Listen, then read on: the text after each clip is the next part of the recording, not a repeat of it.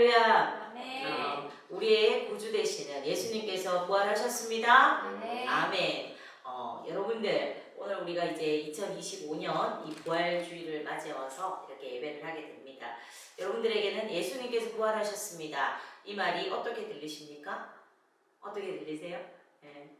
어렸을 때부터 이렇게 신앙생활을 하는 분들은 어쩌면 어떤 감격보다는 또 뭐 매년 돌아오는 부활절이 돌아왔구나 그렇게 또 느껴지실 수도 있고, 그런데 이 믿음의 선포가 어떤 이들에게는 거무한 말처럼, 어떤 이들에게는 황당한 그런 이야기로, 또 어떤 이들에게는 미련한 소리처럼 그렇게 들릴 것입니다. 그러나 우리 그리스도인들에게 이 선언은요, 복음이며 하나님의 지혜인 줄 믿습니다. 예수님을 따르는 이 우리에게 이 말은 감탄이고 환호입니다.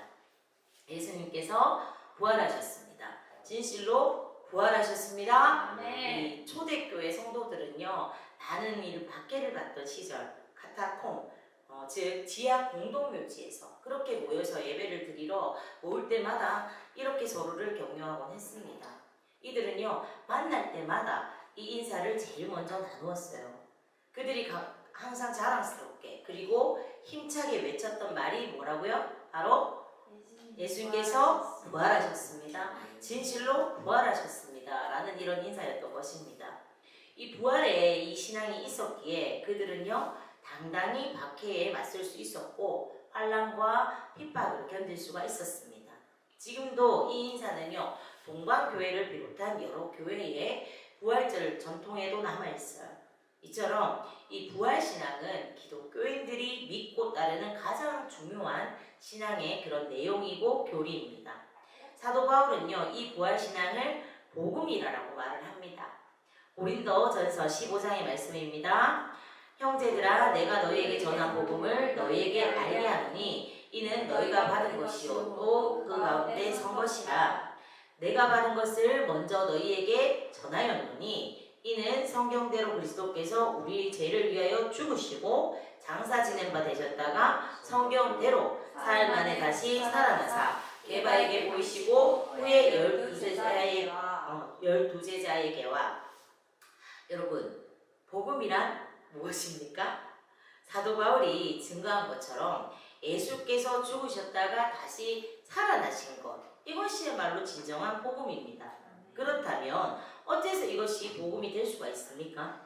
사도 바울은요, 이어서 말을 합니다. 그리스도께서 다시 살아나신 일이 없으면 너희의 믿음도 헛되고 너희가 여전히 죄 가운데 있을 것이요 또한 그리스도 안에서 잠자는 자도 망하였으리니 그러나 이제 그리스도께서 죽은 자 가운데서 다시 살아나사 잠자는 자들의 첫 열매가 되셨도다. 아담 안에서 모든 사람이 죽은 것 같이 그리스도 안에서 모든 사람이 삶을 얻으리라. 아멘. 아멘.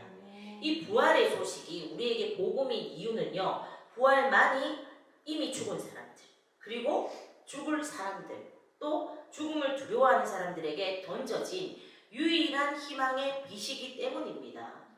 우리가 죽으면 어떻게 될 것인가? 죽음 후에 우리는 다시 살 수 있을 것인가? 여러분들도 이런 것들 막 궁금해하고 고민한 적 있죠? 이 문제는요, 모든 세대의 사람들이 알고 싶어 했고 해결하고 싶어 했던 그런 문제였습니다. 그럼에도 불구하고 이 문제를 온전하게 풀어낸 그런 이는 없습니다. 세상은요, 죽음을요, 그저 자연스러운 그런 일이라, 그렇게 받아들이라, 이렇게 말할 뿐입니다. 그러나 성경은요, 예수님이 죽음을 정복하셨다고 말을 합니다. 제가 계속 막 미소가 나오는 게 우리 오늘 최고의 예배자 우리 우빈이가 계속 웃어. 네, 예배하면서 계속 웃어. 어떻게 정말 축복합니다. 네, 그러니까 저도 모르게 설교를 하면서 이렇게 계속 미소가 나오는 일은 또 처음이네요. 네, 어디까지 했죠? 네. 성경은요, 예수님이 죽음을 정복하셨다고 말을 합니다. 사망은 모든 인간의 마지막 마침표입니다. 여기서 난 절대 안 죽어 할 수 있는 사람 있나요? 아무도 없죠. 누구나 때가 다를 뿐 죽게 되어 있죠. 그리고 인간은 어쩔 수 없이 그 결과를 받아들여야 되는 겁니다. 내가 아무리 죽기 싫다, 죽고 싶다 하는 사람들, 평소에 힘들면 나 죽고 싶다 이런 소리 입에 달고 사는 사람들이 있거든요. 그런데 막상 죽어야 되는 그런 순간이 오면 나 죽고 싶어 하는 사람 없습니다. 어떻게 어떻게든 살려고 그렇게 하지, 정말 평소에 죽고 싶다 이런 분들 치고 정말 죽음의 순간이 다가온다면 죽고 싶은데 잘 됐다 이러고 죽음을 맞이한 사람은 없다는 거죠. 어쩔 수 없이 불가항력적으로 그 결과를 받아들이게 됩니다. 그런데 우리 하나님께서 예수님을 무덤에서 다시 살려내시고 일으켜 세워주셨으며 부활하게 하셨습니다. 아멘. 이로 인해서 예수님을 믿는 사람들의 마지막은요, 죽음이 아니라 부활이며 생명이 된 줄을 믿습니다. 아멘. 이처럼 생명이 죽음을 삼키는 기적, 이것이 바로 부활인 것입니다. 그리고 예수님의 부활을 믿는 자들에게 이제 더 이상 죽음은 힘이 없습니다. 성경은 이렇게 말합니다. 사망아, 너의 승리가 어디 있느냐? 사망아, 내가 쏘는 것이 어디 있느냐? 아멘, 아멘. 예수 그리스도의 부활은요, 이를 믿는 모든 이들에게 죽음 앞에서 당당할 수 있게 해줍니다. 그래서 오늘 우리도 이렇게 선포하는 것입니다. 예수 그리스도께서 부활하셨습니다. 죽음을 이기고 진실로 부활하셨습니다. 또한 이런 부활 신앙이 복음인 이유는요, 이 부활 사건이 이 세상에서 권력에 유린당하는 이들, 억울한 일을 당하는 모든 이들에게 소망을 주는 단초가 되어지기 때문입니다. 앞서 말씀드린 대로 부활의 복음은요, 죽음이 생명에게 먹히는, 세상의 질서가 역전되는 그런 소식입니다. 도저히 이길 수 없을 것 같았던 죽음이 생명에게 삼켜지고 하나님의 힘이 죽음을 넘어서 새로운 그런 생명을 창조한 역전의 소식인 것입니다.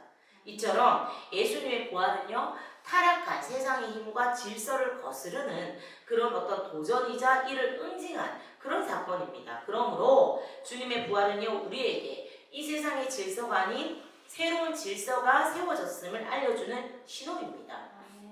실상 예수님의 십자가 사건은요, 권력의 남용과 군중들의 무지와 종교인들의 이기심과 탐욕에서 비롯된 것임을 우리는 성경을 통해서 또 성경의 그 배경의 역사를 통해서 알고 있어요. 그러나 예수님은요, 세상의 질서에 무릎을 꿇지 않으셨고 그 힘에 굴복하시지 않으셨습니다.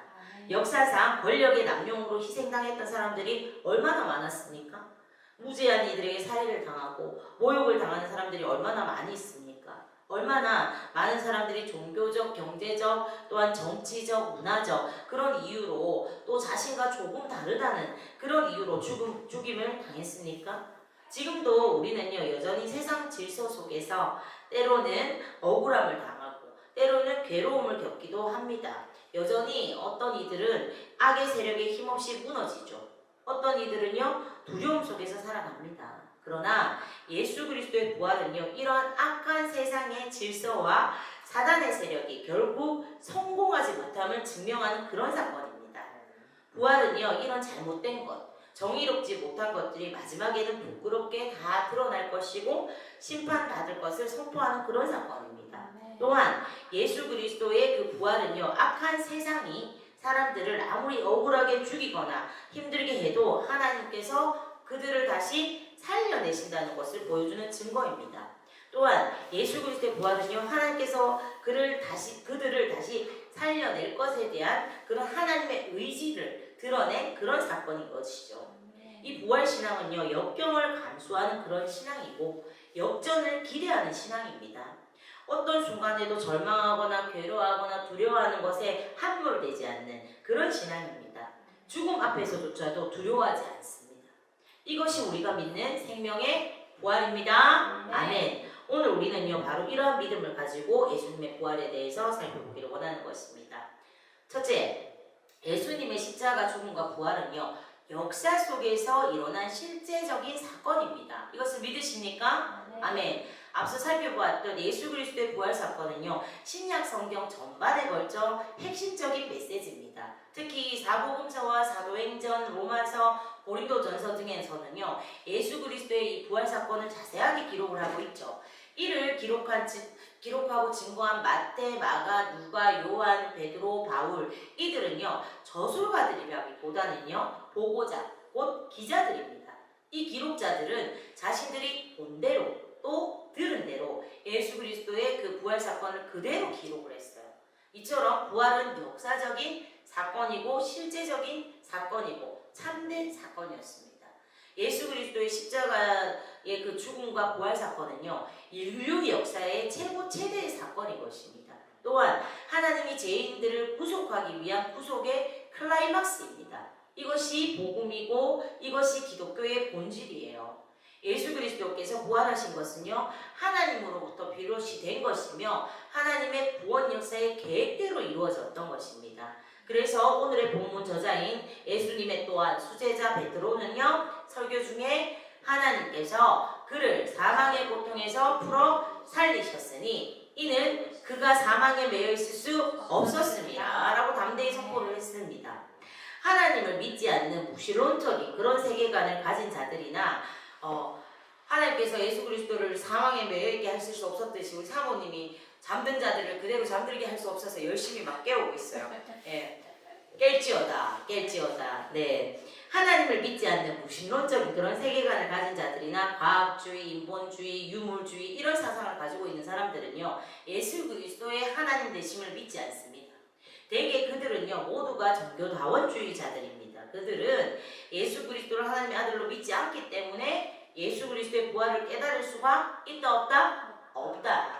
아울러 부활을 믿지 않는 사람은요, 성경을 알 수 없고 성경을 믿지 않는 사람은 결국 예수 그리스도의 부활 사건을 믿을 수가 없는 것입니다. 예수님은요, 유다 땅 베들레헴의 어느 날 우연히 갑자기 나타나서 그냥 고난받고 십자가에 죽으시고 부활하신 것이 아닙니다. 예수 그리스도의 오심은요, 하나님의 계획대로 오신 것입니다. 하나님께서는 천지와 그 가운데 있는 만물을 아름답게 창조를 하셨지만 인간은요, 하나님을 배신하고 범죄함으로 타락했고, 이렇게 타락해버린 인간은 자신의 힘으로는 구원을 받을 수 없었기에 하나님께서는 이 죄인들을 속량하기 위한 위대한 구속의 프로그램을 만드셨어요. 구약과 신약이 우리에게 던지는 메시지는요, 하나님의 크고 웅장한 구속의 프로그램, 곧 하나님의 구원 역사를 전하고 있어요. 결국 예수 그리스도는 우리를 위한 대속의 죽음을 죽기 위해 세상에 오셨고 사망을 이기시고 부활하시기 위해 오셨습니다. 아멘. 본문에서 베드로는요, 설교 중에 다윗도 장차 오실 그 메시아의 부활을 예언했다라고 말씀을 합니다. 볼까요? 그는 선지자라 하나님이 이미 맹세하자 그 자손 중에서 한 사람을 그 위에 함께 하리라 하심을 알고 미리 보로 그리스도의 부활을 말하되 그가 음부의 버림이 되지 않고 그의 육신이 석음을 당하지 아니하시리라 하더니 이 예수를 어떻게 해요? 하나님이 살리신지라 우리가 다 이 일의 증인이거라. 아멘 아멘. 오늘 우리 우빈이 너무 감사해요. 잠자는 자들을 다 깨워주는 우리 우빈. 네, 감사합니다. 그렇게 제가 오늘 계속 길을 잃어요. 네, 우리가 다 이 일의 증인이로다. 베드로는 예수 그리스도의 부활 후 50일에 예루살렘에 온 종교가들, 법률가들, 외국에서 온 사상가들 앞에서 이렇게 논리적이고 체계적으로 그리고 체험적으로 다시 사신 예수 그리스도를 소리 높여서 증거하고 있습니다. 여기서 잠깐 참고하자면 사도행전을 기록했던 이 사람이 누군지 아세요? 누군지 아세요? 상품권 줄 거야. 누가? 맞아. 오늘 우빈이 활약이 대단합니다. 누가 그랬어요? 누가입니다. 이 누가는요, 의사요 역사가로서 당시에 굉장한 그 엘리트층, 지식층이었고 바울과 함께 선교 여행도 같이 다녔던 경험도 있었던 그런 사람이죠. 그는요, 역사가로서 베드로의 이 설교를요 가감없이 기록으로 남겼습니다. 그렇다면 베드로가 이토록 담대하게 설교를 할 수 있었던 힘은 어디서 비롯이 되었을까요? 먼저는 그가 오순절에 우리가 잘 알듯이 성령 충만을 받은 것이지만 또한 예수 그리스도의 부활을 친히 그는 보았고 체험했고 부활하신 그 예수님을 직접 만났기 때문입니다.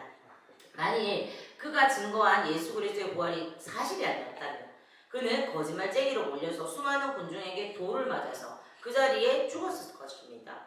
그러나 당시 예루살렘에 모인 사람들은요, 예수님의 고난과 십자가의 부활을 모르는 사람이 거의 없었어요. 베드로는 당시 특종 사건이었던 이 예수님의 십자가 죽음과 부활을 직접 보고 경험한 증인으로서 이 사실을 정확하게 선포를 했습니다. 그런데 그는 부활의 메시지를 전하기 전에 먼저 예수님의 십자가를 언급을 하고 있습니다. 그가 하나님께서 정하신 뜻과 미리 아신 대로 내준 바가 되었거늘 너희가 법 없는 자들의 손을 빌려 못 박아 죽였으니. 십자가가 여러분 무엇입니까? 십자가 없이 부활이 있습니까? 없죠. 예, 십자가 무엇이죠? 그것이며 하나님께서 정하신 뜻이었어요. 십자가는 하나님이 정하신 뜻이고 구원의 계획입니다. 즉 본문에 기록된 대로 미리 아신 대로 내준 바가 된 것입니다. 여러분, 예수님은 갑자기 잡혀서 죽은 것이 아니라 미리 알고 계셨어요. 자신의 죽음을. 그리고 스스로 생명을 내어주신 그런 사건이 뭡니까? 십자가입니다. 예수님은 하나님의 뜻에 순종하셨어요. 그리고 십자가를 지심으로 우리를 구원하셨습니다. 아멘. 그런데 여기에 십자가의 신비가 있습니다. 분명 하나님께서 정하신 뜻과 미리 아신 대로 내어준 바가 되었다. 즉 하나님께서 미리 오래전부터 계획하신 일이 뭐라고요? 십자가라는 겁니다. 실제로 예수님이 오시기 전 약 700년 전에 활동했던 이사야가요, 고난을 당하고 죽임을 당한 그 예수님에 대하여 미리 예언을 해두었어요. 이는 하나님께서 예수 그리스도의 그 십자가를 통한 구속의 계획을 미리 계획해 놓으셨다 하는 것들을 정확히 증명하는 그런 부분이기도 하죠. 또한 십자가는 법 없는 자들의 손을 빌려서 메시아를 못 박아 죽인 그런 사건입니다. 이 또한 오래전부터 하나님이 계획해 놓으신 것으로서 인간들의 손에 의해 행해진 것입니다. 여기서 법 없는 자들이라는 것은요, 율법이 없는 로마 사람들을 말합니다. 비록 뒤에서 대제사장들과 바리새인들이 조정을 하긴 했지만 예수님을 실제로 십자가에 못 박은 사람들은 로마 사람들이었습니다. 당시 유대의 총독이었던 빌라도가 예수님에게 사형 선고를 내리고 죽게 내어줬죠. 그러나 성령께서 베드로를 통해서 하시는 말씀은 이런 것입니다. 너희가 스스로 죄가 없다고 하지만 사실은 너희가 하나님의 법을 모르는 빌라도와 로마 군인들과 하수인들을 이용해서 예수님을 십자가에 못 박아 죽게 한 것이다. 그들이 죽인 것이 아니라 사실은 너희들이 죽인 것이다. 그러니까 예수님을 죽인 것은 바로 거기에 있던 유대인들이라는 것입니다. 이 얼마나 무서운 말씀입니까? 여러분, 우리는요, 예수님을 우리가 그냥 성경을 그냥 역사적으로만 생각하고 로마 군인들이 죽였지, 그때 그 나쁜 대제사장들이 그렇게 음모를 꾸며서 죽였지, 이렇게 하면 그냥 그런가 보다 하고 넘어가는 경우가 많은데, 네가 죽였다 이렇게 만약에 하면 마음이 선뜻해지지 않습니까? 예수님의 죽음은 하나님의 계획 아래에서 진행이 되었지만 로마 사람들과 유대인들이 예수님을 죽이는 악한 도구로 사용이 되었습니다.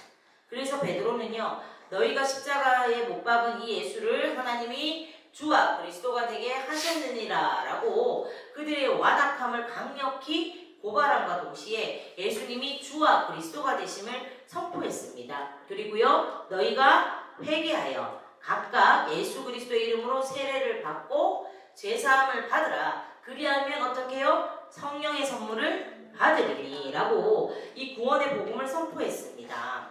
베드로의 이 부활절 설교를 듣고요, 3,000명 이상이 회개에 통회하는 역사가 일어났습니다. 아멘. 여러분들도 이 부활절 설교를 듣고 회개하고 통회하는 역사가 일어나기를 간절히 소망합니다. 네, 조는 것이 아니라. 네. 고린도전서 15장에서 사도 바울도요, 예수님의 부활 사건에 대하여서 성경대로 죽으시고 성경대로 다시 사셨다 이렇게 선포하면서 예수 그리스도의 부활은요, 선지자들의 예언대로 성취된 사건임을 증거했습니다. 그렇습니다. 예수님은요, 사망 권세를 깨뜨리시고 부활하셨습니다. 아멘. 그분은 부활의 첫 열매가 되셨습니다. 이것은요, 어떤 신화나 설화가 아닌 실제 역사 속에 일어난 실제 사건이었습니다. 아멘. 준하 형제, 이것을 믿으세요? 아멘. 예수 그리스도는 하나님의 아들이요 생명의 주인이요 우리의 중보자이십니다. 그래서 그분은 무덤에 갇혀 있을 수가 없었던 것입니다. 예수님은요, 성경과 자신이 예언하신 대로, 말씀하신 대로 사망 권세를 깨뜨리고 부활하셨습니다. 아멘. 예수님의 부활 때문에 이 교회가 생겼고 우리가 주일에 이렇게 예배를 하게 되어진 것입니다. 이처럼 예수 그리스도의 부활 사건은 이 땅에서 실제로 일어난 사건이고 세상을 바꾸고 교회를 탄생시키고 죄와 사망을 정복한 승리의 사건입니다. 그러므로 우리가 이 땅을 살아가는 동안에 부활하신 예수 그리스도만이 우리의 위로와 능력과 소망이 되어지는 줄 믿습니다. 아멘. 둘째, 부활신앙은요, 우리의 능력입니다. 하나님께서 그를 사망의 고통에서 풀어 살리셨으니 이는 그가 사망에 매여 있을 수 없었습니다. 아멘, 아멘. 하나님은요, 예수님을 죽음에 계속 머물러 있게 하실 수 없었기 때문에 사망의 고통에서 풀어서 살리셨습니다. 예수님은 십자가 죽음 이전에 이미 나는 길이요 진리요 생명이라고 하셨어요. 이는요, 어떤 형태의 고통이나 죽음도 예수님을 영원히 묶어둘 수 없다는 것을 미리 선포하신 것입니다. 할렐루야. 그렇습니다. 예수님은 원래 죽음에 머물 수 있는 분이 아니셔요. 그래서 그분은 죽음을 이기고 부활을 하셨습니다. 이 부활 사건이야말로 성령의 사건인 것이죠. 이러한 능력이 확실하게 보인 때가 바로 오순절인데, 진정한 오순절의 능력은 무엇이다? 그러니까 부활의 능력인 것입니다. 부활의 능력이 예수님에게만 나타난 것이 아니라 부활하신 예수님을 믿는 모든 성도들에게 나타난다는 것을 보여준 것이 오순절 성령 강림의 사건입니다. 그리고 이 능력은요, 성령을 통하여서 오늘날 바로 여러분과 저에게도 나타나는 부활의 능력인 줄 믿습니다. 아멘, 아멘. 셋째, 부활신앙을 가진 자는요, 부활의 증인으로 살아갑니다. 우리가 히브리서나 로마서 등을 읽어보면요, 은서자매 히브리서 로마서 읽어본 적 있죠? 네? 안 읽어보세요? 네. 그 성경들을 읽어보면 믿음의 조상 누굽니까? 아브라함이 부활 신앙을 가지고 있었던 것을 확인하게 됩니다. 그는요, BC 2000년경에 살았던 사람인데, 사랑하는 외아들 누구죠? 이삭을 잡아 죽여서 번제로 바치라 이렇게 하시는 그 하나님의 명령에도 순종할 것을 각오했죠. 그는요, 하나님께서 분명히 이 아들을 통해서 수많은 후손들을 주시겠다고 약속하셨기에 이 아들이 지금 죽더라도 하나님께서 이를 반드시 살리실 것이고, 그래서 약속해 주셨던 대로 그를 통해 수많은 그런 후손들이 나올 것이다 믿었던 것입니다. 그는 확실한 부활신앙을 갖고 있었어요. 우리 오늘 우빈이 이렇게 왔는데 너무 귀하잖아요. 우리 전도사님 사모님한테 너무 귀한 첫 아들이에요. 예. 또 두 분도 오래 기다리고 막 그랬잖아요. 근데 하나님께서 이런 명령을 하신다. 우빈이를 주기 전에는 하나님께서 우빈이를 통해서 내가 정말 나라와 민족과 세계와 열방을 막 이렇게 하는 믿음의 명문가를 이루어갈 거야 이렇게 약속을 하셨어. 아멘 아멘 아멘. 예. 하셨는데 어느 날 갑자기 우빈이를 나에게 바쳐라. 너 우빈이를 나보다 더 사랑하는 것 같아. 바쳐. 이렇게 한다면 여러분들 아브라함처럼 하나님이 약속하신 대로 만약에 드려도 다시 살리실 거니까 하고 선뜻 그렇게 드릴 수 있겠어요? 그것도 그냥 드리는 게 아니고 내가 내 아들을 막 각을 떠서 번제를 드려야 돼. 이런 것들을 하려고 하면 하실 수 있겠어요? 아니요. 그래서 아브라함은 믿음의 조상이 될 수가 있었던 겁니다. 그에게 많은 어떤 부족함과 허물도 있었어요. 그럼에도 불구하고 그가 무엇을 가졌기 때문에? 네, 믿음. 어떤 믿음? 부활신앙. 하나님께서 주신 생명이라면 하나님께서 취해 가시더라도 반드시 하나님께서 살리실 거야 하는 그런 부활신앙을 가졌기 때문에 그는 정말 그 사랑하는 독자 그 아들을 하나님께 드리는 믿음까지도 순종으로 나갈 수가 있었던 것입니다. 할렐루야. 그런데 그로부터 약 1000년 후인 BC 1000년경에 살았던 다윗 또한 이 부활신앙을 갖고 있었다는 것을 은찬 형제 아세요? 네? 그것이 바로 오늘 본문에 나오는 겁니다. 앞서 언급했듯이 베드로는요, 본문에서 아주 절묘하게 구약 성경에 나와 있는 다윗의 부활신앙을 이야기합니다. 또한 이 본문이 놀라운 것은요, 여러분들 오늘 우리가 본 이 본문이 너무 놀라운 건 성부, 성자, 성령께서 다 나오시고 그리스도의 삶과 죽음과 부활을 이야기하고 오순절 강림을 이야기하고 구약의 사건도 2번이나 인용을 하고 우리에게 회개를 촉구하는 말씀을 선포하고 있다는 겁니다.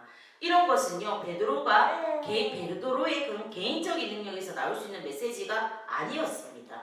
이는요, 성령의 능력으로 선포한 그런 메시지였죠. 베드로는요, 다윗의 부활신앙을 예수님의 부활과 연결을 시킵니다. 어떻게 이런 지혜가 그에게 있었겠습니까? 우리가 잘 알다시피 베드로는요, 원래 무식한 사람이었어요. 그는요, 행동하는 사람이었지 머리가 잘 돌아가고 똑똑한 사람은 아니었습니다. 우리 그 은찬 형제는 베드로를 가장 좋아하더라고요. 닮았나요? 네. 그런데 이런 놀라운 영적 안목을 갖고 있다는 것은요, 그가 성령을 받은 후에 성령의 능력의 사람이 되었다는 겁니다. 여기서 무엇보다 중요한 것은요, 다윗이 부활신앙을 확실히 갖고 있는 사람이었다는 거예요. 함께 봅니다. 다윗이 그를 가르쳐 이르되 내가 항상 내 앞에 계신 줄을 배웠으며 나로 요동하지 않게 하기 위하여 그가 내 우편에 계시도다. 아멘 아멘. 다윗의 부활신앙이 어떻게 나타나 있습니까? 자기 앞에 항상 주님이 계시다는 거예요. 그는 항상 계신 분을 내가 맺고 있고 모시고 예배하고 찬양하고 그분은 마치 공기처럼 항상 함께 하시고 나를 떠난 적이 한 번도 없는 분이시다. 내가 그분을 배웠다 라고 말을 합니다. 예수님 오시기 전보다 훨씬 오래전에 구약의 사람이요. 그리고 또 그분이 내 우편에 계시다라고 합니다. 여러분들 오른편이라는 말은요, 권능과 능력의 자리를 말합니다. 즉 주님의 능력으로 항상 나와 함께 하시고 지켜주시다는 겁니다. 그리고 그러므로 내 마음이 어떻게 해요? 기뻐하였고 내 혀도 즐거워하였으며 육체의 희망에 거하리니 라고 고백을 합니다. 다윗은요, 내 마음이 기뻐했다라고 고백을 해요. 우리가 어떻게 세상에서 기쁜 일만 있겠어요? 그러나 성령의 가르침은요, 항상 기뻐하라는 것이고 그것이 주님의 뜻이라는 겁니다. 그럼에도 불구하고 우리가 세상에서 어떻게 기뻐할 수만 있겠습니까? 눈물 흘릴 날도 있고 고통스러운 일도 있고 오해를 당할 수도 있고 여러 가지 실수를 할 때도 있고 영광스러운 날도 있지만 굉장히 수치스러운 날도 있지 않습니까? 또 건강할 때도 있지만 병들어 아플 때도 있습니다. 그런데 어떻게 항상 기뻐할 수가 있겠습니까? 그러한 기쁨을 누리는 비결은요, 바로 부활신앙을 가지는 것입니다. 여러분들 지금 조시는 분도 부활신앙으로 깨어나십시오. 많이 잠이 오시면 자리에서 일어나세요. 서서 예배 드리셔도 돼요. 네. 이 부활신앙을 소유한 사람은요, 힘든 일에도 불구하고 어떤 환경에도 불구하고 여전히 기뻐할 수 있고 행복할 수가 있다는 겁니다. 시편 23편에서 주님은 나의 목자이십니다. 그래서 내게 부족함이 없습니다 라고 다윗이 고백한 것처럼 부활신앙을 가진 사람은요, 이런 고백을 할 수 있다는 겁니다. 일이 잘 풀리고 있든지 잘못되고 있든지 아주 좋든지 나쁘든지 상관이 없이 기뻐할 수 있는 사람은 어떤 사람이라고요? 바로 부활신앙을 가진 사람입니다. 다윗의 부활신앙에 대해 베드로가 무엇이라고 선포를 합니까? 볼까요? 형제들아, 내가 조상 다윗에 대하여 담대히 말할 수 있으니 다윗이 죽어 장사되어 그 묘가 오늘까지 우리 중에 있도다. 그는 선지자라 하나님이 이미 맹세하사 그 자손 중에서 한 사람을 그 위에 앉게 하리라 하심을 알고 미리 본고로 그리스도의 부활을 말하되 그가 후에 버리게 되지 않고 그의 육신이 석음을 당하지 아니하시리라 하더니. 아멘 아멘. 여러분들 다윗은요, 분명히 죽어서 장사가 되었어요. 예루살렘에는요, 지금도 다윗의 묘가 이렇게 있다고 합니다. 성경은 다윗은 그렇게 죽어서 묘 안에 갇혀 있지만 다윗의 자손 중에 한 사람이 나타날 것이라고 합니다. 그리고 그 사람은 흥부에 버림이 되지 않고 그의 육신이 썩음을 당하지 않을 것이라고 합니다. 그 사람이 누구이겠습니까? 바로 예수 그리스도라는 겁니다. 예수님께서 부활을 하신다는 말입니다. 그런데 31절에서 다윗이 미리 본 거라고 했어요. 그렇게 먼 과거에 예수님이 오시기 약 1000년 전에 살았던 다윗이 믿음의 눈으로 자기의 시에서 날 그 메시아를 미리 보았다는 겁니다. 다윗은 자기 후손으로 오실 메시아, 즉 예수 그리스도의 부활을 미리 1000년 전에 보았다는 겁니다. 이처럼 성령님이 역사하셔서 우리의 믿음이 눈이 열리면요, 우리의 과거와 현재와 미래가 해석이 됩니다. 아, 그때 그래서 그랬구나. 이전에 하나님이 그래서 그때 그 일을 허락하셨구나. 지금 벌어지는 그런 일들도요, 그래서 지금 이런 일이 일어나고 있구나. 그리고 앞으로도 이렇게 되겠구나 하고, 즉 성령의 역사로 인해서 믿음의 눈이 열릴 때 인생이 해석이 되어진다는 겁니다. 다윗은요, 성령의 역사로 1000년 후에 자기 후손으로 오실 그리스도의 부활을 미리 보았어요. 이 예수를 하나님이 살리신지라 우리가 다 이 일의 증인이로라. 아멘 아멘. 베드로는요, 다윗이 미리 보았던 그리스도에 대해서 하나님이 말씀하신 대로 그분을 살려주셨고 우리가 다 이 일의 증인이다, 이렇게 선포를 하고 있습니다. 1000년 전에 다윗이 보았고 베드로가 1000년 후에 보게 되는 부활, 다윗과 베드로가 여기서 만나고 있어요. 얼마나 놀랍습니까? 성령의 이 역사대로 성령의 역사로 다윗의 예언한 사건을 베드로가 친히 목격하고 증인이 되었다는 겁니다. 베드로는 예수를 하나님이 살리셨다. 다윗이 말했던 그 부활이 바로 지금 울 때 이루어졌다. 우리가 그 일의 목격자이고 증인이다 라고 명확하게 선포를 하고 있습니다. 실제로 베드로와 사도들은요, 예수님이 십자가 처형을 직접 목격하고 경험한 사람들입니다. 십자가에 예수님이 달리실 때 요한은 빼고 모두 다 도망을 갔어요. 너무 두렵고 희망이 다 끊어졌기 때문이었죠. 심지어 예수님이 부활하셨다는 소식을 듣고 예수님을 만나고서도 옛날의 삶으로 돌아갑니다. 당시 예수님이 부활하신 것들을 여자들이 먼저 보고 와서 그 사실을 전했죠. 이에 베드로와 요한이 무덤으로 달려가서 보니 무덤이 분명히 비어있고 예수님의 시신을 샀던 세마포가 흩어져 있는 것이 아니라 차곡차곡 끼워져 있었어요. 무덤을 분명 무거운 돌로 막아놓았는데 그 돌이 옮겨져 있고 무덤이 비어있는 믿을 수 없는 일이 일어났습니다. 이 모든 것은 결국 예수님이 부활하셨다는 증거였죠. 그 후에 예수님은 부활하신 날 저녁에 베드로와 제자들에게도 나타나셨어요. 그리고 평안을 빌면서 성령을 받으라 하셨습니다. 그때 그 자리에 누가 없었어요? 누가 없었을까요? 도마가 없었는데 일주일 후에 다시 나타나셔서 두 손과 옆구리를 보여주시면서 믿으라라고 하셨어요. 또 부활하신 날 희망을 다 잊고 엠마오로 가던 두 제자에게도 나타나셨고 그 후에 예수님을 만나고도 에쌈으로 돌아가서 다시 물고기를 잡고 있던 베드로와 다른 제자들에게도 나타나셔서 직접 물고기까지 구워주시면서 그들을 먹이셨습니다. 고린도전서 15장을 보면 그 후에 일시에 500명이 넘는 성도들 앞에도 보이셨다고 합니다. 여러분, 지금도 그렇지만 사도행전이 쓰일 당시나 복음서가 쓰일 당시에 부활을 믿기가 쉬웠겠어요? 사람이 죽었다가 살아났다는 것을 믿는 것이 어찌 쉽겠습니까? 그럼에도 사도들은 왜 이 어려운 일을 이렇게 증거를 합니까?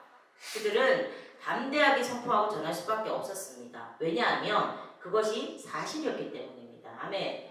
고린도전서 15장을 소위 부활장이라고 하는데 이를 기록한 사도 바울은요, 지금 내가 이 편지를 쓰고 있는 이 순간에도 부활하신 예수님을 목격한 사람들 중에 다수가 살아있다라고 말합니다.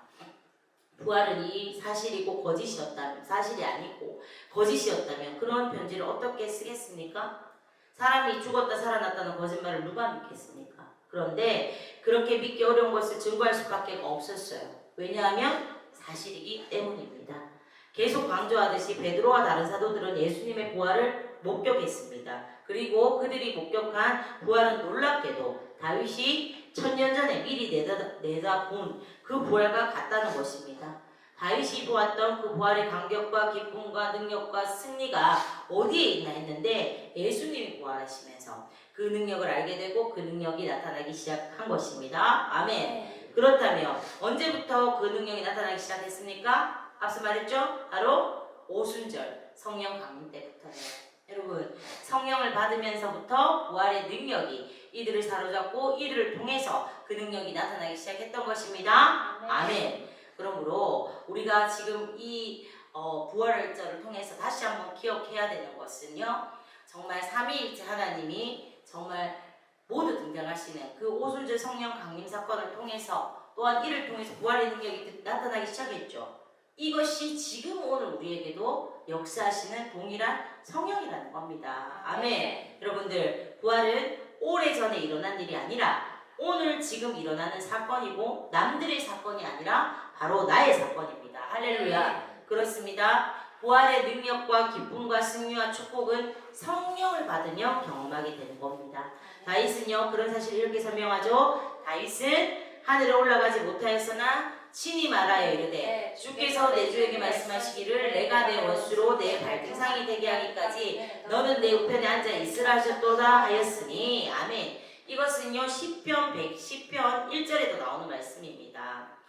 그러면서 베드로는 결론을 내리죠. 그런즉 이스라엘 온 집은 확실히 알지니 너희가 십자가에 못 박인 예수를 하나님이 주와 그리스도가 되게 하셨느니라. 아멘. 아멘. 이는 원래 주가 그리스도가 아니셨는데 하나님이 그렇게 만들어 주셨다는 뜻이 아니라 원래 주와 그리스도가 되셨는데 그것을 모두가 알도록 성령을 통하여서 드러내 주셨다는 것입니다. 이것이 오늘 우리가 살펴본 베드로의 설교의 핵심이자 결론입니다. 정말 그 뒤에 본문을 보면 이 말씀을 듣고 사람들의 마음이 찔려서 우리가 어떻게 해야 합니까? 라고 합니다. 그래서 베드로가 그들에게 회개하고 예수님 앞에 나와 그 이름으로 세례를 받으라고 권해서 하루에 남자 3,000명이 세례를 받는 놀라운 역사가 일어납니다.